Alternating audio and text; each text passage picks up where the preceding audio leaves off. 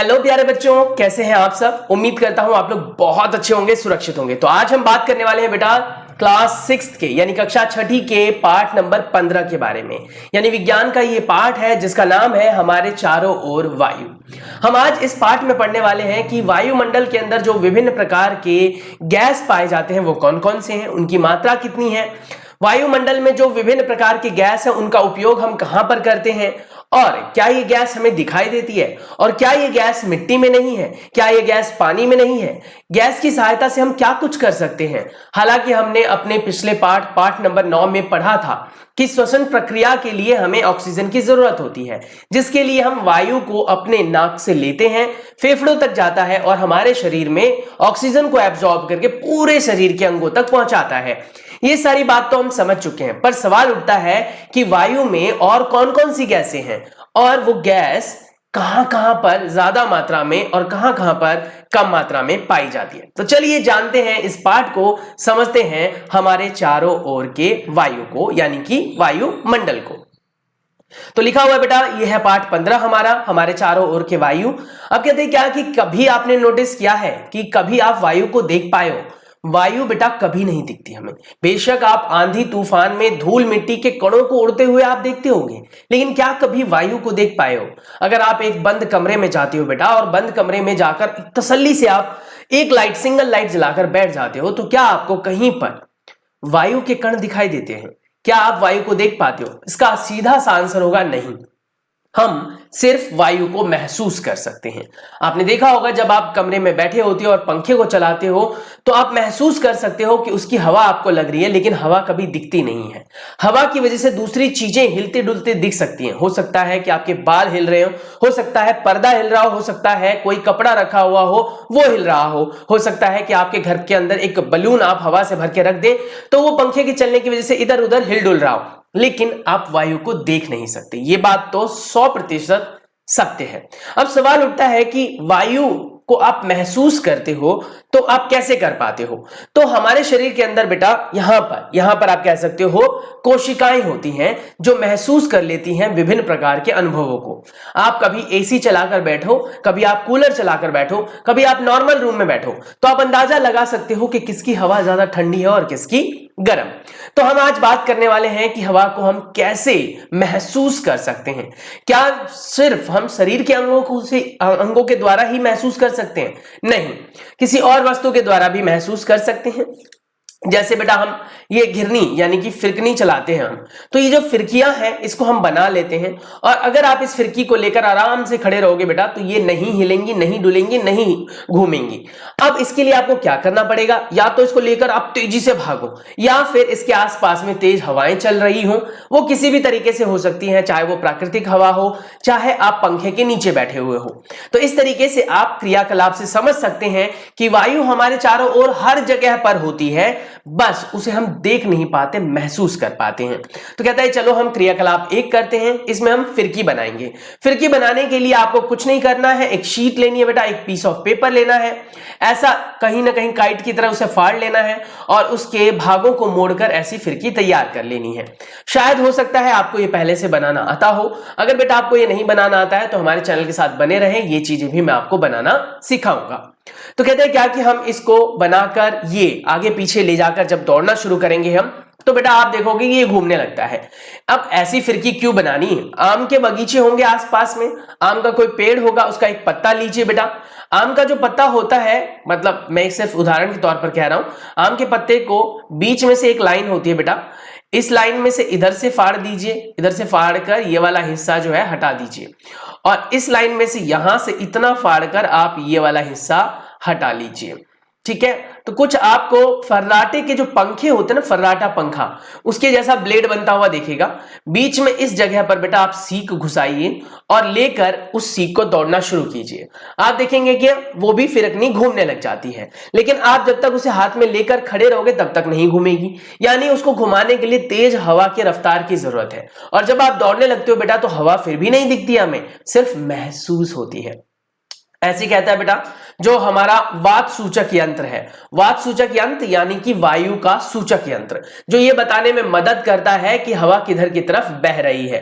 तो वात सूचक यंत्र को ऐसा कहीं आपने लगा हुआ देखा होगा किसी के घर में, किसी के छत पे, या फिर बेटा ऐसा आपने कई टेम्पो वगैरह के ऊपर भी लगा हुआ देखा होगा, जिसमें वो कटोरी जैसी संरचनाओं को ऐसे करके मतलब लगा देते हैं, और कटोरे पर जब बेटा हवा पड़ती है तो ये घूमना शुरू कर देता है। किस किस ने ऐसा देखा है मुझे जरूर मैसेज करके बताएं, नीचे आपको नंबर हाईलाइट हो रहा होगा। तो ऐसा कुछ टेम्पो के ऊपर आपने लगा हुआ देखा, गोल गोल घूमने वाला। तो अब इस चीज से हमें क्या शिक्षा मिलती है कि वायु होती हर जगह है, पर उसको महसूस करने के लिए उसकी एक न्यूनतम रफ्तार की हमें जरूरत होती है। अब कह रहा है क्या कि क्या वायु हमारे चारों ओर हर जगह उपस्थित है? इसका तो सवाल जवाब ही नहीं है। वायु हमारे हर जगह उपस्थित है बेटा, इसीलिए हमारे वायुमंडल का हमारे ऊपर दबाव रहता है, प्रेशर रहता है। आपने कभी कभी नोटिस किया होगा, किसी पहाड़ी क्षेत्र पर आप चढ़ते हो ऊपर की तरफ, तो आपको सांस लेने में दिक्कतों का सामना करना पड़ता है, क्योंकि जैसे जैसे आप ऊंचाई को गेन करते हो, हाइट को गेन करते हो बेटा, तो वहां पर वायु का जो घनत्व होता है, यानी उसकी जो मात्रा होती है वो कम हो जाती है। इसीलिए वहां पर ऑक्सीजन की मात्रा भी कम हो जाती है और हमारे फेफड़ों तक ऑक्सीजन कम पहुंच पाता है, जिसकी वजह से हमें सांस बहुत तेजी तेजी से लेना पड़ता है। फिलहाल वो तो हो गई कि हमें ये पता लगता है वायुमंडल क्या है। अभी हम बात करेंगे कि क्या वायु हर जगह है। अब मेरे पास ये हाथ है, आपके पास भी है ऑब्वियसली। तो अब हाथ से आप क्या करेंगे, मुट्ठी बनाएंगे ऐसे, और मैं आपसे पूछता हूं मेरे हाथ में क्या है। ध्यान से सुनना, मैंने जो पूछा मेरे हाथ में क्या है, तो आप कहोगे सर आपका हाथ तो खाली है। हाथ कभी खाली नहीं रहेगा बेटा, क्योंकि आप कितनी भी तेज मुट्ठी बंद कर लो, लेकिन इतनी तेज बंद नहीं कर सकते कि आपके हाथ की जो हथेलियां हैं वो बिल्कुल एक दूसरे से चिपक जाएं, नहीं कर सकते। यानी कि जब आपने मुट्ठी को बंद किया तो यहां पर बहुत सारी हवा उपस्थित थी, जिसमें से कुछ हवा को आपने दबाने की कोशिश की, कुछ हवा इन छेदों से बेटा बाहर निकल गई। तो कुल मिलाकर बात यह है कि हवा हर जगह होती है, पर इस हवा को आप ना तो देख पाए ना महसूस कर पाए। तो कैसे करें हम क्रियाकलाप? तो करना क्या है आपको बेटा, आपके घर में लोटा, जग, मग या फिर गिलास, ऐसा कुछ भी हो सकता है, और हो सकता है कि आपके घर में कोई खाली बोतल पड़ी हो पानी की। अब गर्मी का मौसम चल रहा है, पानी की बोतल तो घर पे मिल सकती है, तो आप बोतल को लीजिए और एक बाल्टी में बेटा पानी भर लीजिए। पूरे बोतल को उल्टा करके, ढक्कन खोल के उल्टा करके आप पूरे बोतल को सीधा डालने की कोशिश कीजिए। आप नोटिस करेंगे वो बोतल सीधा घुसता नहीं है अंदर। जब आप उसको घुसाएंगे तो वो बक से बाहर आ जाएगा, उसमें से आवाज आएगी और बाहर आ जाएगा, वो नीचे जाएगा ही नहीं। क्यों नहीं गया? क्योंकि उस बोतल के अंदर बेटा आपको तो लग रहा था कुछ नहीं है, लेकिन उस बोतल के अंदर भरी थी बहुत सारी हवा। तो जब आपने उस बोतल को उल्टा करके पानी में डालने की कोशिश की, तो पानी उस बोतल के अंदर की हवा की जगह नहीं ले पाया, और जिसकी वजह से बोतल पानी के अंदर नहीं घुस पा रहा था। आप उसको छोड़ेंगे तो सीधा ऊपर आ जाएगा, क्योंकि हवा हल्की होती है तो पानी की बोतल बाहर की तरफ आएगी। वहीं पर अगर आप बोतल को बिल्कुल सीधे की जगह थोड़ा सा टिल्ट कर देते हो, तिरछा कर देते हो, तो आप देखोगे बोतल लो, जग लो, मग लो, गिलास लो, कुछ भी लो, तो उसमें आपको कुछ गुड़गुड़ाहट की आवाज सुनाई देगी, गुड़ गुड़ गुड़ गुड़ ऐसे आवाज आएगी, और उससे क्या होगा, पानी अंदर जाएगा और उसमें उसकी हवा बाहर निकल जाएगी। यानी कि कुल मिलाकर बात यह है कि जब तक हवा उसके अंदर रहेगी तब तक पानी नहीं जा पाएगा, और जैसे ही हवा बाहर निकलती जाएगी पानी उसकी जगह लेता चला जाएगा। यही वजह होती है बेटा कि जब आप पानी पीने लगते हो और आप नया नया पानी पीना सीखते हो बॉटल से, तो आप पूरे मुंह में बॉटल का ऊपर का पूरा लेयर ले लेते हो, जिसकी वजह से आप पानी पीते हो और उसके बाद बॉटल पिचकती चली जाती है। क्यों पिचक गई? क्योंकि अंदर का पानी आपने खींच लिया और हवा को जाने की जगह नहीं दी। वहीं पर अगर आप आधे बोतल से पानी पीते हो, यानी कि आप बोतल का आधा हिस्सा लोअर लिप्स पे लगाते हो और आधा हिस्सा खुला रहता है, तो उस खुले हुए हिस्से से पानी हवा अंदर जाती है और पानी आपके मुंह में चला जाता है, इसलिए बोतल पिचकती नहीं है। तो इससे कुल मिलाकर बात हमें यह पता लगी कि हवा हर जगह होती है। अब वही सेम चीज यहां पर दिखाने की कोशिश की गई बेटा। इस बोतल को बिल्कुल ऊर्ध्वाधर सीधा रखा गया है, तो इसमें आपके पानी नहीं भरता हुआ दिखाया गया है। वहीं पर अगर इसको थोड़ा सा टेढ़ा कर लिया तो आप देखो यहां पर पानी की जो हवा की जो बूंदे हैं, हवा का जो ड्रॉपलेट है, ड्रॉपलेट नहीं कह सकते, हवा के जो कण है वो बाहर निकल रहा है, और वो हवा के कण बाहर निकलेंगे जिसकी जगह से अंदर पानी घुस जाएगा और पानी यहां पर देखो भरता जा रहा है। जितनी हवा बाहर निकलेगी उतना ही पानी भरेगा। यही सारी बातें यहां पर सिखाई गई है। तो इस क्रियाकलाप से हमें यह पता लगता है कि वायु हर जगह उपस्थित है। जो चीज खाली है उसके अंदर भी वायु है, और जो चीज भरी है उसके अंदर तो वो चीज है ही, प्लस में वायु भी है। अब आता है वायुमंडल। हमारे पृथ्वी के बाहर बेटा, पृथ्वी मतलब समझ रहे हो ना, गोला है। हमारी पृथ्वी क्या है बेटा? एक गोला है। अब हमारी पृथ्वी के बाहर बेटा चारों तरफ, जैसे ये मान लो हमारी पृथ्वी जहां पर हम रहते हैं ऊपर, आपको पता है हम पृथ्वी के ऊपर रहते हैं यहां पर कहीं, तो इसके बाहर एक और गोला है, गैस का गोला, और ये गैस का गोला बेटा कहलाता है वायुमंडल। कहीं पर ये वायुमंडल की परत पतली है तो कहीं पर मोटी है। यहां पर देखो आप, ये मोटी परत है और यहां पर क्या है आपकी पतली परत है। तो वायुमंडल में जो है विभिन्न प्रकार के गैस होते हैं और ये कुछ किलोमीटर तक होती है। तो वही कह रहा है हमारी पृथ्वी वायु की एक पतली परत से घिरी हुई है। यह परत या इस परत पर आप कह सकते हो विभिन्न प्रकार के गैस के अलग अलग परत देखे जा सकते हैं, और इस परत की कुल ऊंचाई कई किलोमीटर तक है सतह से, और इसे हम क्या कहते हैं बेटा? वायुमंडल। तो आपसे कोई पूछेगा वायुमंडल क्या होता है, तो आप कहेंगे क्या? हमारी पृथ्वी बहुत सारी गैस से मिलकर एक परत बनाती है, और उस परत को हम वायुमंडल कहते हैं, जो हमारी पृथ्वी की सतह से कुछ किलोमीटर ऊपर तक है।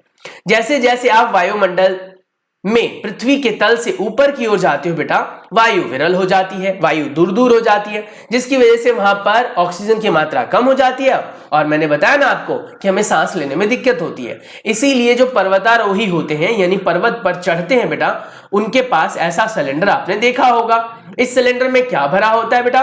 तो ऑक्सीजन गैस होती है, क्योंकि वातावरण में इतना गैस तो होता नहीं है ऑक्सीजन जो हम सांस लेकर आपूर्ति कर सके, तो इसीलिए शरीर तो कमजोर पड़ जाएगा। क्योंकि आपको पता होगा सिर्फ खाना खाने से हमें ऊर्जा नहीं मिलती है, खाना खाने के बाद जो ऑक्सीजन हमारे शरीर में जाता है ऊर्जा उससे बनती है। तो ऑक्सीजन मिलेगा नहीं तो ऊर्जा मिलेगी नहीं, और वो फिर बहुत जल्दी थक जाएगा और शायद मौत भी हो सकती है। इसीलिए उन्हें सिलेंडर लेकर चढ़ना पड़ता है। अब आता है वायु किससे बनती है। हमने तो सिर्फ कह दिया वायु होती है, तो क्या वायु अपने आप में एक पदार्थ है? तो 18वीं शताब्दी तक यानी 18th सेंचुरी तक बेटा लोग यही सोचते थे कि वायु अपने आप में पदार्थ है। पर सवाल उठता है कि क्या सच में वायु अपने आप में एक पदार्थ है? वायु पदार्थ नहीं है। अब प्रयोगों से यह सिद्ध हो गया कि वास्तव में वायु पदार्थ नहीं है। वायु अनेक प्रकार की गैसों और अन्य मिश्रणों से मिलकर बना हुआ है, जिसमें विभिन्न प्रकार की गैस है बेटा। सबसे ज्यादा मात्रा में नाइट्रोजन पाई जाती है, उसके बाद ऑक्सीजन है, उसके बाद कार्बन डाइऑक्साइड है, और फिर बाकी की गैस और धूल मिट्टी के कण और साथ ही जल वाष्प। ये सारी चीजें मिलकर हमारी वायु तैयार होती है। सबसे पहले हम बात करेंगे बेटा कि जल वाष्प का क्या तात्पर्य है। आपने नोटिस किया होगा, अगर आप कोई भी फ्रिज से बोतल निकालते हो और बोतल ठंडी बोतल होती है, उसको बाहर निकालकर आप छोड़ देते हो, तो आप नोटिस करना बोतल के चारों तरफ में बेटा पानी इकट्ठा हो जाता है। पहले बोतल के ऊपर बूंद बूंद में इकट्ठा होता है, फिर वो बूंद बूंद इतना ज्यादा इकट्ठा हो जाता है कि वो सारा पानी नीचे आ जाता है और आपका बोतल बंद बोतल भी सुसु करने लगता है। मतलब समझ रहे हो ना, ढेर सारा पानी उस बोतल के आसपास में बाहर दिखाई देगा। मेरे साथ भी एक बार ऐसा ही हुआ और मैं तो कंफ्यूज हो गया। मैं जब मैं 4th स्टैंडर्ड में था, मैंने कहा लगता है मैंने बोतल फोड़ दी, जबकि एक्चुअली ऐसा नहीं हुआ था। बाद में मुझे पता चला कि वो बोतल फूटी नहीं थी, वो जो पानी वहां पर इकट्ठा हुआ था वो वायुमंडल के अंदर जो उपस्थित वाष्प होते बेटा, जल वाष्प, वो कण थे। वही जल वाष्प आप लोगों ने सर्दियों में देखा होगा जब आप चलाते हो साइकिल बेटा, या फिर आपने देखा होगा आपके जो गाड़ियों के जो शीशे होते हैं उसमें भी ऐसे कुछ वाष्प से जम जाते हैं, जिसपे आप उंगलियों से अंदर नाम वगैरह लिखते हो। तो वो वाष्प आते कहां से हैं? वो वाष्प बेटा हम जब सांस छोड़ते हैं तब हम रिलीज करते हैं। आपने सर्दियों में ऐसे किया होगा तो आपने यहां पर वाष्प के कण महसूस किए होंगे, हाथ गीला सा हो जाता है। गर्मियों में ऐसा नहीं होता। अब ऐसा नहीं है कि गर्मियों में आप जलवाष्प छोड़ते नहीं हो, गर्मियों में भी जलवाष्प निकलता है, पर गर्मियों में ऐसा थोड़ा कम होता है, क्योंकि बाहर का तापमान ज्यादा होने की वजह से वो जो जलवाष्प आता है वो ठंडा नहीं हो पाता है और सिकुड़कर पानी जैसा हमें नहीं दिखता। समझ में आ गया? तो कुल मिलाकर बात यह है कि जलवाष्प हर जगह होता है। तो यही एक्सपेरिमेंट यहां पर भी है कि ठंडी होकर संघनित हो जाती है और उसके बाद आपको वो जो जलवाष्प है वो दिखाई देता है। उसके बाद आता है बेटा ऑक्सीजन। क्या हमारे वायु में ऑक्सीजन है? बिल्कुल है बेटा, हमारे वायु में ऑक्सीजन लगभग 21% में विद्यमान है। अब ये फिलहाल 21 नहीं है, ये समथिंग है, लेकिन फिर भी हम राउंड ऑफ करें इसको तो 21% में, यानी वायुमंडल के कुल गैस में से 21% तो ऑक्सीजन है। अब ये ऑक्सीजन क्या क्या काम में आती है? तो बेटा जो कुछ आप सांस लेते हो या दूसरे प्राणी सांस लेते हैं, या फिर आप कह सकते हो आपकी जो जलन प्रक्रिया होती है, यानी कि आप गैस जला रहे हो, मोमबत्ती जला रहे हो, पेपर जला रहे हो, कुछ भी जला रहे हो जो जल रहा है, उसके जलने में भी ऑक्सीजन ही तो मदद करती है। अब कैसे क्रियाकलाप करें कि ऑक्सीजन ही मदद करती है? तो कहते हैं क्या कि आप क्या करेंगे, 2 मोमबत्ती ले लेंगे बेटा, दोनों लगभग सेम हाइट की लेंगे, यानी दोनों नई मोमबत्ती लेकर आएंगे और दोनों को जला देंगे। एक मोमबत्ती को बाहर जलते हुए छोड़ेंगे और एक मोमबत्ती को बेटा हम क्या करेंगे, कप से ऐसे या स्टील के ग्लास से ढक देंगे। जैसे ही आप थोड़ी देर बाद उस कप को हटाओगे तो आप देखोगे कि आपकी मोमबत्ती बुझ गई है। इससे यह पता लगता है कि मोमबत्ती को जलने के लिए ऑक्सीजन की जरूरत होती है। ऑक्सीजन बेटा खुद नहीं जलता, यानी ऑक्सीजन के सिलेंडर में अगर आग लगाया जाए तो ऑक्सीजन नहीं जलेगा। ऑक्सीजन एक ज्वलनशील गैस नहीं है, लेकिन यह बात याद रखना, ऑक्सीजन जलने में जरूर फायदेमंद होती है। यानी अगर किसी चीज को तेजी से जलाना है तो उस पर ऑक्सीजन की बौछार कर दो। तो इसीलिए आपने गैस वेल्डिंग करने वाले लोगों को देखा होगा, उनके पास 2 बर्नर होते हैं, एक से ऑक्सीजन निकलता है बेटा, एक से दूसरी गैस निकलती है जिससे वो जलता है। तो जो ऑक्सीजन गैस है वो जलने में उसे मदद करता है। तो ऑक्सीजन खुद नहीं जलता, बस मदद करता है। यही वजह होती है कि कैंडल, जो ये वाला कैंडल है, ये जलता ही रहता है, जबकि इसको ढकने के बाद ऑक्सीजन का आपने अवरोध कर दिया, यानी ऑक्सीजन को आपने रोक दिया, जिसकी वजह से ये मोमबत्ती बुझ जाती है। तो वही यहां पर समझाने की कोशिश कर रहा है कि आपको मोमबत्ती लेनी है और उसको ढक देना है। महसूस करोगे कि कुछ देर बाद मोमबत्ती बुझ जाएगी, एक गिलास वाली, और दूसरे वाली नहीं बुझेगी, जिससे हमें यह पता लगता है कि वायुमंडल में ऑक्सीजन विद्यमान है। उसके बाद आता है बेटा नाइट्रोजन। अब नाइट्रोजन कैसे पता करें कि नाइट्रोजन है? हालांकि नाइट्रोजन का ये कोई टेस्ट नहीं है, नाइट्रोजन का टेस्ट आप बेटा बड़ी क्लासेस में सीखेंगे। फिलहाल आप सिर्फ 6ठी कक्षा में, तो ये जानना है कि नाइट्रोजन हमारे वायुमंडल में 78% में विद्यमान होता है। यानी कुल मिलाकर देखा जाए तो नाइट्रोजन और ऑक्सीजन, ये दोनों गैसेस मिलाकर ही 99% हो जाता है। तो इसका मतलब ये हुआ कि जब आपने गैस को उल्टा करके मोमबत्ती के ऊपर रखा था तो उसके अंदर 21% ऑक्सीजन था और 78% जो था बेटा वो नाइट्रोजन था। तो उसका सारा ऑक्सीजन तो जल गया। कुछ देर तक मोमबत्ती अंदर जलती है और इसको चेक करने के लिए बेटा आप क्या करेंगे, आप ले लेंगे शीशे का ग्लास, क्योंकि उसके आर पार आप देख सकते हो। तो कुछ देर तक तो मोमबत्ती जलती है और कुछ देर बाद बुझ जाती है, क्योंकि उसका जो 21% गैस था उसके अंदर, ग्लास के अंदर, वो जल जाता है। वो जलने में कैंडल को मदद कर देता है, लेकिन उसका जो बचा हुआ 78% नाइट्रोजन है वो जलता नहीं है, क्योंकि नाइट्रोजन ना तो ज्वलनशील गैस है और ना ही जलने में मदद करता है। इसीलिए वहां पर हो जाती है ऑक्सीजन की कमी और बुझ जाता है। तो वही यहां पर कह रहा है कि जो बहुत बड़ा भाग है वो नाइट्रोजन का होता है, जो मोमबत्ती के जलने में प्रयोग नहीं होती है। उसके बाद आता है बेटा कार्बन डाइऑक्साइड। आपने देखा होगा जब भी किसी भी पदार्थ को आप जलाते हो उसमें बहुत सारा गैस निकलते हुए आपको महसूस होता है। उसमें ज्यादातर गैस जो है वो कार्बन डाइऑक्साइड गैस होती है, या फिर बेटा वो सल्फर गैस भी हो सकती है। अब कार्बन डाइऑक्साइड गैस का भी टेस्ट इसी से पता लग जाता है। कार्बन डाइऑक्साइड गैस बेटा भारी होती है। भारी गैस होने की वजह से ये आग बुझाने के काम में आती है। आपने देखा होगा कार्बन डाइऑक्साइड के सिलेंडर्स आपके स्कूल वगैरह में रखे होंगे, जिसे आप अग्निशामक के नाम से भी जानते हैं, या फिर फायर एक्सटिंग्विशर्स। फायर एक्सटिंग्विशर्स होते क्या हैं? जिनमें से कार्बन डाइऑक्साइड गैस की बौछार निकलती है और गैस भारी होने की और ठंडे होने की वजह से आग के ऊपर पड़ते ही आग बुझ जाती है। तो वही कह रहा है क्या कि आप कभी अपने एक बंद कमरे में जाइए और बंद कमरे में काफी देर तक रहिए। आप नोटिस करेंगे कि 1-1.5-2 घंटे के बाद आपको घुटन जैसा महसूस होने लग जाता है, जिसे आप इंग्लिश में सफोकेशन बोलते हैं। वो घुटन जैसा इसलिए महसूस हुआ क्योंकि आपने बहुत सारा कार्बन डाइऑक्साइड कमरे में भर दिया। नई गैस तो बाहर आ नहीं पाई क्योंकि आपने दरवाजे खिड़की बंद कर रखे थे। तो उसकी वजह से कार्बन डाइऑक्साइड जब आपके फेफड़ों में दोबारा जाने लगता है तो आपको ऐसा लगता है जैसे ऑक्सीजन की कमी हो गई है। तो वो जो घुटन जैसा महसूस होता है बेटा वो भी यही है। इसीलिए कहा जाता है, देखो हमारे चारों ओर जो होते हैं ना वायु, उसमें एक छोटा सा अवयव कार्बन डाइऑक्साइड भी होता है। यह सलाह दी जाती है कि फसलों के अवशेष व सूखी पत्तियों को ना जलाएं, क्योंकि इससे वायु प्रदूषित होता है और कार्बन डाइऑक्साइड बेटा एक प्रदूषित गैस के रूप में जाना जाता है। उसके बाद आता है बेटा धूल और धुआं। क्या लगता है सिर्फ ऑक्सीजन, सिर्फ जलवाष्प, सिर्फ नाइट्रोजन या सिर्फ कार्बन डाइऑक्साइड ही होते हैं? नहीं बेटा, वायु में धूल मिट्टी भी होते हैं।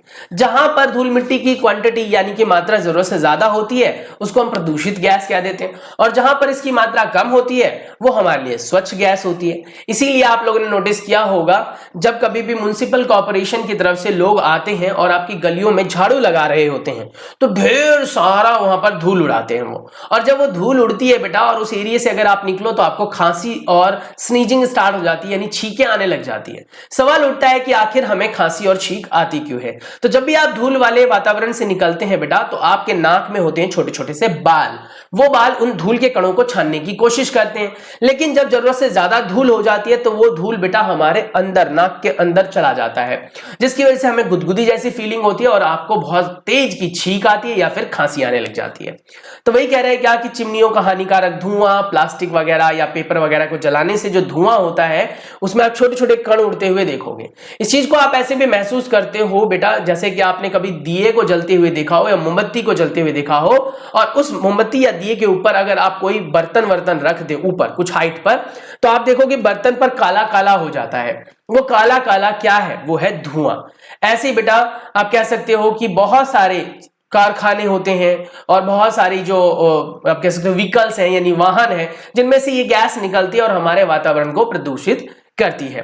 तो वही कह रहे हैं क्या कि एक कमरा लीजिए और उस कमरे के अंदर जाइए और धूप के समय में कमरा ऐसा होना चाहिए जिस पर धूप डायरेक्टली या तो खिड़की से या दरवाजे से आती हो। अभी फिलहाल आप खिड़की और दरवाजे को बंद कर लीजिए और खिड़की या दरवाजे में कोई एक छोटा सा होल बना लीजिए, या फिर अगर उसमें कोई छोटा सा होल है तो पहले उस पर टेप लगा दो और उसके बाद टेप हटाकर आप नोटिस करो आपको ऐसे कुछ धूप में छोटे छोटे से कण यहां पर हिलते डुलते नजर आएंगे। वो कण क्या है बेटा? क्या वो कण वायु है? नहीं, वायु तो नहीं दिखती हमें, वायु तो दिखता ही नहीं है। तो दिखती क्या है बेटा? दिखती है हमें वहां पर धूल के कणों की मोटे मोटे पार्टिकल्स यानी मोटे मोटे कण।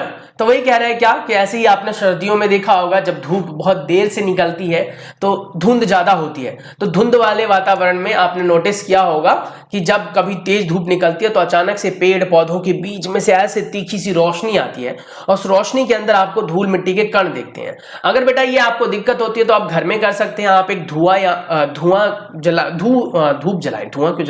धूप जलाएंगे या फिर अगरबत्ती जलाएंगे। अगरबत्ती जलाने के बाद उससे धुआं होगा बेटा, ऐसे एक लेजर लाइट लीजिए आपके घर में होगी और उस लेजर लाइट को आप जलाकर देखिए तो आप देखोगे कि उसके कणों को महसूस कर सकते हो। वो कण कहां से आए? वो थे वहीं पर पहले आपको नहीं दिख रहे थे, बाद में कम रोशनी पर वहां पर दिखाई देता है जब आसपास में रोशनी कम हो जाती है। इसीलिए आपके अभिभावक अक्सर आपको सलाह देते हैं कि जब भी आप धूल धक्कड़ वाली जगह पर जाते हैं तो ऐसा मास्क लगा कर जाएं या फिर कपड़े से नाक को ढकें, या फिर आप कह सकते हो कि ऐसे वातावरण में जाने से बचें, क्योंकि इससे आपको धूल मिट्टी आपके फेफड़ों में चली जाएगी और फेफड़ों में जाने के बाद आपको दिक्कतों का सामना करना पड़ सकता है। तो वही कह रहे हैं क्या कि हम समझ सकते हैं कि मुख्य रूप से जो वायु होती है उसमें जल वाष्प होते हैं, धूल के कण होते हैं और अन्य गैस होती है जैसे नाइट्रोजन, ऑक्सीजन, थोड़ी बहुत मात्रा में कार्बन डाइऑक्साइड तथा इसके अलावा जो बच गया वो बाकी गैस का मिश्रण होता है। तो ये मुख्य बातें हैं जो आपको ध्यान रखनी है।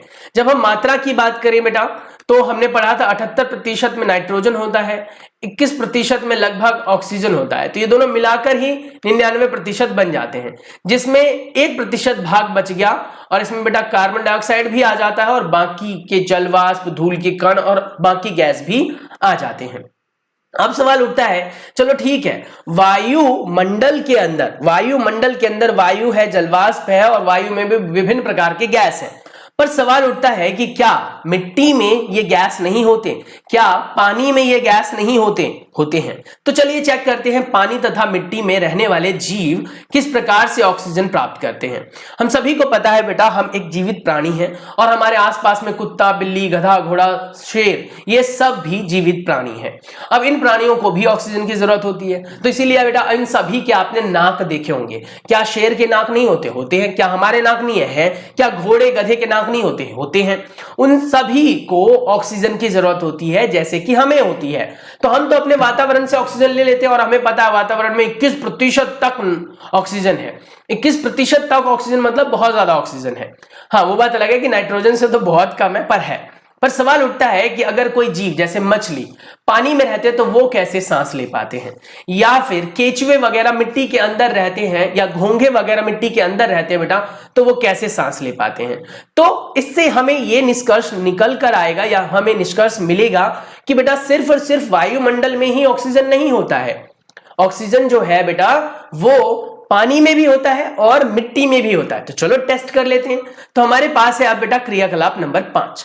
आपको क्या करना है, कोई भी एक बर्तन ले लेना है बेटा, चाहे स्टील का चाहे एल्यूमिनियम का, जो भी आपके घर में है। उसमें आपको क्या करना है, पानी भर लेना है और पानी भरने के बाद उसको उबालना शुरू करना है। जब वो उबलना शुरू होगा बेटा तो उससे पहले आपको ऐसे छोटी छोटी यहां पर देखो दिख रही है, ऐसे छोटी छोटी बूंदे बर्तन के तली में नजर आएंगी। ये बूंदे आखिर है क्या है ये बूंदे? तो जब आप पानी को बेटा गर्म करना शुरू करते हो तो पानी में विद्यमान होती है गैस, और वो गैस क्या होती है, गर्म होने की वजह से हल्की हो जाती है। और हमने ये पहले भी पढ़ा हुआ है कि ठंडी गैसें भारी होती है तो नीचे आ जाती है, और जो गर्म गैस होती है बेटा वो हल्की होती है तो वो ऊपर चढ़ जाती है। तो ठंडी गैसें नीचे बैठने लगती है। तो वो गैस क्या होती है, यहां पर जब आप पानी को गर्म करते हो तो गैस भी गर्म होती है। गैस गर्म होने की वजह से वायु गर्म हो जाती है वहां की, और ये गैस बाहर निकलना चाहती है, जिसकी वजह से जब आप पानी को उबालते हो तो उसमें से बुड़ बुड़ बुड़ बुड़ की आवाज आती है, और वहां से बेटा सारी गैस बाहर निकल रही होती है जो गैस पानी में घुली थी। शायद यही वो गैस है जो ऑक्सीजन गैस है, जिसकी वजह से जो पानी में रहने वाले जीव होते हैं बेटा वो ऑक्सीजन ले पाते हैं। यानी ऑक्सीजन पानी में घुलनशील गैस है, पानी में घुल जाती है लेकिन उसकी मात्रा बहुत कम होती है। शायद यही वजह होता है कि आप सांस लेने में आसानी महसूस करते हैं वायुमंडल में, क्योंकि वायुमंडल में ऑक्सीजन बहुत ज्यादा है। लेकिन अगर आपको पानी में ले जाकर डुबो दिया जाए या छोड़ दिया जाए तो क्या आप सांस ले पाएंगे पानी के अंदर? नहीं। क्यों? क्योंकि वहां पर एक तो ऑक्सीजन की मात्रा बहुत कम होती है, दूसरी बात हमारे जो शरीर का डिजाइन है उसमें फेफड़ों से हम सांस लेते हैं, जबकि मछलियां बेटा अपने गिल्स से लेती हैं, गलफड़ों से। तो इस तरीके से हमें समझ में आ जाता है कि पानी के अंदर भी कहीं ना कहीं गैस तो है ही। क्लियर हो गया? अब सवाल उठता है क्या कि मिट्टी के अंदर भी क्या गैस है? हाँ, तो ये हम सीखेंगे क्रियाकलाप 6 में। तो आपको कुछ नहीं करना है, एक ग्लास में बेटा सूखी मिट्टी लेनी है। ग्लास में सूखी मिट्टी लेनी है, उसका एक डड़ा ले सकते हो, और उसमें बेटा आपको पानी डालना है आराम आराम से। जब आप पानी को डालेंगे बेटा तो आप देखेंगे कि उस मिट्टी के डले में से छोटे छोटे से बुलबुले बाहर निकल रहे होंगे। आखिर वो बुलबुले किस चीज को दर्शाते हैं? वो बुलबुले ये दर्शाते हैं बेटा कि जब आपने पानी डाला तो पानी ने उस बुलबुले यानी कि वो जो गैस है बेटा उसकी जगह को घेर लिया, तो जिसकी वजह से वहां से गैस को बेचारे को बाहर निकलना पड़ा। तो जब वो गैस बाहर निकलते हैं पानी में से तो आपको वो बुलबुले नजर आते हैं। दोबारा रिपीट करूं, देखो सिंपल सी बात है, मिट्टी तो सूखी थी, मिट्टी में तो पानी था नहीं। सूखी मिट्टी में जब आपने पानी डाला बेटा तो अंदर में क्या थी? गैस थी। तो जैसे ही पानी अंदर तक पहुंचा तो वो गैस अपनी जगह को खाली करेगी, तभी तो पानी आएगा, और क्योंकि पानी भारी है तो पानी उसकी जगह ले लेगा। तो इसीलिए वो गैस बाहर निकलने की कोशिश करता है और वो बुलबुले की तरह से आपको बाहर निकलते हुए दिखता है। तो इस प्रकार से हमने कहा कि वायुमंडल में तो हमारे पास गैस है, लेकिन पानी में भी गैस है और मिट्टी में भी गैस है। शायद यही वजह होती है कि आपने देखा होगा जब बारिश का मौसम होता है तो केचुए, मेंढक ये सब हमारे रोड पर दौड़ते हुए नजर आते हैं। हाँ, वो आजकल कम आते हैं क्योंकि हमने जगह जगह पर कंक्रीट लगा दिया है, हमने जगह जगह पर जो है वो सीमेंटों का इस्तेमाल कर लिया और सीमेंटों में से वो बेचारे बाहर नहीं निकल पाते हैं। गांव घरों में अगर आप जाओ और बारिश का मौसम हो तो आप बहुत सारे केचुए को अपने ग्राउंड में देख सकते हो, अपने आंगन में देख सकते हो। वो केचुए आए कहां से? आखिर बारिश के मौसम में क्या वो बारिश से आते हैं? नहीं, वो केचुए बेटा मिट्टी के अंदर रहते हैं छेद कर करके, और मिट्टी के अंदर उपस्थित गैस से अपना ऑक्सीजन भी लेते हैं, साथ ही वहां पर मिट्टी को खाकर उसका पोषक भी कह सकते हो अवशोषित कर लेते हैं। लेकिन जब बारिश होती है तो उनके छेदों में बेचारों में पानी चला जाता है, और जब छेद में पानी जाता है तो उन जीवों को ऑक्सीजन लेने में दिक्कतों का सामना करना पड़ता है, तो वो अपने आप को बचाने के लिए धरती पर आ जाते हैं। सेम यही कहानी बेचारे सांपों के साथ भी है। सांप भी बिल में रहते हैं और बिल से अपना ऑक्सीजन लेते हैं, लेकिन जब बारिश होती है तो बिलों में पानी घुस जाता है और सांप बारिश के मौसम में अमूमन आपको गांव में दिखाई देता है। अब कहता है क्या कि वायुमंडल में ऑक्सीजन की कमी नहीं होती क्या? वो प्रतिस्थापित कैसे होता है? आप सभी जानते हैं बेटा कि हमारे धरती पर बहुत सारे जीव हैं, मतलब दुनिया भर के जीव हैं। इतने सारे जीव हैं कि उन जीवों को ऑक्सीजन लेते हुए अगर एक जगह पर बिठा दिया जाए तो उस वातावरण में ऑक्सीजन की कमी हो जाएगी, ऑब्वियस सी बात है। तो इतना सारा ऑक्सीजन वातावरण में आता कहां से? हमने कह तो दिया कि सिर्फ 21% जो है वो ऑक्सीजन है, 78%, 78% जो है वो नाइट्रोजन है। पर सवाल ये उठता है कि वो 21% भी गैस क्या हमेशा 21% रहती है? क्या वो कभी कम नहीं होती? अरे आप ऑक्सीजन लेंगे तो कमी तो आनी चाहिए। आपके घर में मान लो चावल की बोरी आती है और आज चावल की बोरी आई तो क्या एक साल बाद भी वो चावल की बोरी ऐसी रहेगी? नहीं, खत्म होगी, क्योंकि आप उसे कंज्यूम कर रहे हैं, आप उसे खा रहे हैं। तो कहीं ना कहीं ऑक्सीजन भी तो कम होना चाहिए। तो ऑक्सीजन भी बेटा कम होता है, लेकिन ऑक्सीजन की दोबारा भरपाई हो जाती है। कैसे होती है? तो हमने बेटा अपने पाठ में पढ़ा था जिसमें प्रकाश संश्लेषण के बारे में चर्चा की थी। हमने जाना था कि प्रकाश संश्लेषण एक ऐसी विधि है जिस विधि के अंदर पौधे कार्बन डाइऑक्साइड को लेते हैं और ऑक्सीजन गैस को मुक्त करते हैं। तो जब वो ऑक्सीजन गैस वातावरण में मुक्त होती है बेटा, तो वो ऑक्सीजन गैस हमको मिल जाती है और हम जो कार्बन डाइऑक्साइड छोड़ते हैं वो पौधों को मिल जाता है। इस तरीके से ये चक्र बन जाता है जिसे हम कहते हैं बेटा ऑक्सीजन चक्र। यानी कि अगर यहां पर ह्यूमन बीइंग है, मानव है, और यहां पर प्लांट्स यानी पौधे हैं, तो ह्यूमन बीइंग क्या छोड़ता है बेटा? कार्बन डाइऑक्साइड, जिसकी जरूरत पौधों को है। और प्लांट क्या छोड़ते हैं बेटा, यानी पौधे क्या छोड़ते हैं? ऑक्सीजन, जिसकी जरूरत ह्यूमन बीइंग यानी कि दूसरे जीव जंतुओं को भी है। तो इस प्रकार से कहीं ना कहीं पुनर्चक्रण हो जाता है। पुनर्चक्रण को समझाने के लिए यहां पर एक विंडमिल का उदाहरण लिया गया है। कहता है क्या कि जैसे विंडमिल होता है बेटा, तो इससे आप समझ सकते हो पवन चक्की जिसे कहते हैं। तो पवन चक्की पर हवा टकराती है, पवन चक्की घूमता है, इसकी मदद से बेटा ट्यूबवेल से पानी निकाल सकते हैं, इसकी मदद से आप जो है वो विद्युत भी उत्पन्न कर सकते हैं, इसकी विद्युत से आप बैटरियों को चार्ज कर सकते हैं और दूसरे कामों को भी कर सकते हैं। तो इस प्रकार से आप कह सकते हैं कि कहीं ना कहीं जिस प्रकार से ऊर्जा का दोबारा से स्थानांतरण हो जाता है, प्रतिस्थापित हो जाती है ऊर्जा, वैसे ही ऑक्सीजन भी प्रतिस्थापित हो जाती है। तो इस तरीके से हमने देखा कि हमारे आसपास में विभिन्न प्रकार की गैस हैं, जिन गैसों के अंदर अलग अलग गैस की मात्रा है। डिटेल में अभी हमने ज्यादा नहीं पढ़ा क्योंकि आपके एनसीईआरटी में 6th क्लास में सिर्फ इतना ही है। इतनी सी बातें याद रखनी है। पेपर में सर पूछा क्या जाता है? पेपर में पूछे जाते हैं यहां से प्रमुख शब्द। प्रमुख शब्द में पहला आता है वायुमंडल। वायुमंडल क्या है? इसको रटने की जरूरत नहीं है, मैंने जो बोला उसको ध्यान से सुनना होगा। अगर आपने तो आपको समझ में आ गया होगा कि वायुमंडल गैस का एक पतला सा कह सकते हो चादर होता है, यानी पतली सी चादर है जो हमारे पृथ्वी की सतह से कुछ किलोमीटर ऊपर है। और ये गैस की जो सतह है इसमें, या गैस की जो ये चादर है, इसमें विभिन्न प्रकार की गैसें होती हैं, जैसे नाइट्रोजन, ऑक्सीजन, कार्बन डाइऑक्साइड और अदर गैस। उसके बाद कहता है कार्बन डाइऑक्साइड क्या है? कार्बन डाइऑक्साइड यानी CO2। कार्बन डाइऑक्साइड ऐसी गैस है जिसमें कोई भी प्राणी जब सांस लेता है तो सांस छोड़ते वक्त वो इस गैस को मुक्त करता है, और यही वो गैस है जिसकी सहायता से पौधे अपना भोजन बना पाते हैं। बेटा जरूरी नहीं है कि आपकी बुक के अंदर जो दे रखा है ऐसे ही रटना है, आपको अपने दिमाग की उपज डालनी है। एक चीज हमेशा याद रखना, टीचर को वो पेपर चेक करने में ज्यादा मजा आता है जिस पेपर को बच्चे ने अपने दिमाग से लिखा हो। अब गलत लिखा हो उसके मार्क्स नहीं मिलेंगे, आपको भी पता है। लिखा सही हो और अपनी लैंग्वेज में लिखा हो तो अपनी लैंग्वेज में लिखें। ऑक्सीजन क्या है? तो इसका जो फॉर्मूला होता है बेटा वो O2 होता है, और यही वो गैस है जो हम श्वसन प्रक्रिया में इस्तेमाल में लेते हैं, जो वातावरण में कुल 21% में मौजूद है। उसके बाद बेटा नाइट्रोजन। नाइट्रोजन हमारे वायुमंडल में पाए जाने वाली गैसों में सबसे ज्यादा पाया जाता है और इसकी मात्रा होती है 78%। जिस गैस की सहायता से जो कुछ छोटे छोटे सूक्ष्म जीव है बेटा, वो नाइट्रोजन के कह सकते हो विलयन बना लेते हैं और ये पौधों को फिर मिल जाता है। धुआं एक प्रकार का प्रदूषित वायु है जो कि चीजों के जलने से प्राप्त होता है। पवन चक्की एक उपकरण है जिसमें हम पवन ऊर्जा का प्रयोग या तो विद्युत ऊर्जा बनाने में करते हैं या फिर उसकी गतिज ऊर्जा को हम रूपांतरित करके कुएं वगैरह से पानी भी निकालते हैं। अब आता है पाठ का सारांश क्या है, मतलब कुल कंक्लूजन क्या निकल कर आता है, इस पाठ से आपने सीखा क्या। तो कहते हैं क्या कि वायु भैया हर जगह होती है।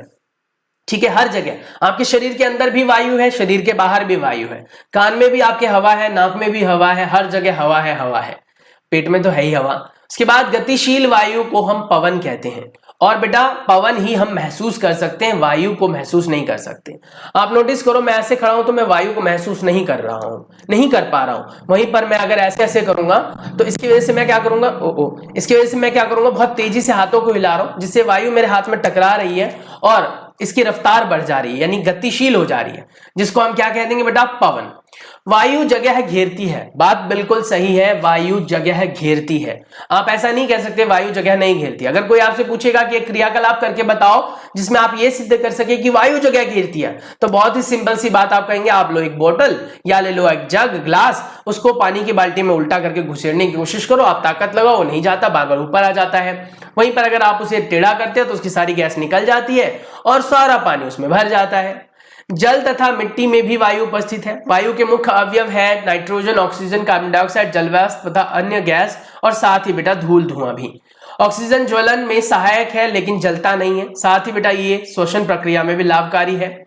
वायु की परत जो पृथ्वी को घेरे हुए है उसे वायुमंडल कहते हैं। तो ऊपर जो बेटा आपने कीवर्ड्स देखे, प्रमुख शब्द, उनके ज्यादातर आंसर तो यहीं से मिल जाएंगे आपको।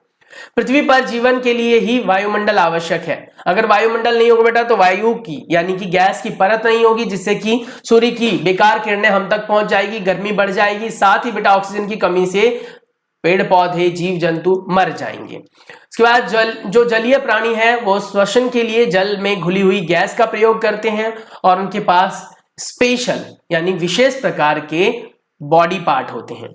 वायु में ऑक्सीजन होता है तथा कार्बन डाइऑक्साइड होता है। तो ऑक्सीजन तो हमें मिल जाता है और कार्बन डाइऑक्साइड पौधों को मिल जाता है। इस प्रकार से हम पौधों पर आश्रित है, पौधे हम पर आश्रित है। अगली कक्षा के अंदर बेटा हम अभ्यास के प्रश्न उत्तर की बात करेंगे। बहुत ही सरल से अभ्यास प्रश्न उत्तर है। उम्मीद है कि आपको ये पाठ नंबर 15 हमारे चारों ओर वायु अच्छी तरीके से समझ में आ गया होगा। आपको समझ में आ गया होगा कि वायु के अंदर से कौन कौन से अवयव हैं जिनके बारे में हम चर्चा कर सकते हैं, वायुमंडल क्यों आवश्यक है, जलीय जीव ऑक्सीजन कैसे लेते हैं, या फिर कैसे सिद्ध कर सकते हैं हम कि पानी में जो है पानी में ऑक्सीजन होता है, साथ ही मिट्टी में भी ऑक्सीजन है। ये क्रियाकलाप करके हमें यही सीखने के लिए मिलता है कि हो ना हो हर जगह पर वायु तो उपस्थित है। चलिए मिलते हैं नेक्स्ट वीडियो में, तब तक के लिए अपना बहुत सारा ख्याल रखिए। चैनल पर पहली बार आए तो चैनल को सब्सक्राइब करना बिल्कुल ना भूलें। बाकी मर्जी आपकी, अगर आपको वीडियो पसंद आई है तभी वीडियो को लाइक करें, नहीं पसंद आई है तो डिसलाइक करें, लेकिन कमेंट करके जरूर बताएं कि आखिर इस वीडियो में आपको क्या अच्छा नहीं लगा, जिसको हम आगे आने वाली वीडियोज में सुधारने की कोशिश करेंगे। अब आप लोगों को लग रहा होगा सर कमेंट सेक्शन तो ऑफ है आपका, कैसे करें कमेंट? तो नीचे आपको नंबर दिख रहा होगा बेटा व्हाट्सएप वाला 9354178315, उस पर आप मुझे टेक्स्ट कर सकते हैं। मैं आपकी वीडियो को आपके जो मैसेज है उसको रिस्पॉन्स जरूर करूंगा। और अगर आपको कोई ऐसी इंफॉर्मेशन मिलती है जो आपको लगता है मुझे अपनी वीडियो में इन्वॉल्व करना चाहिए तो जरूर मेरे साथ शेयर करें, मैं आप लोगों के साथ जुड़ा रहूंगा। तब तक के लिए धन्यवाद, नेक्स्ट वीडियो में मिलते हैं। बहुत सारा ख्याल रखिए आप लोग, मम्मी पापा के भी ख्याल रखिए। लाइट आ नहीं रही है, अंधेरे में वीडियो बन रही है, एक लाइट जलाकर आप देख सकते हो फेस पर कितना सारा पसीना आ गया है। तो बस मेहनत को थोड़ा सा सपोर्ट करना है, लाइक करना है।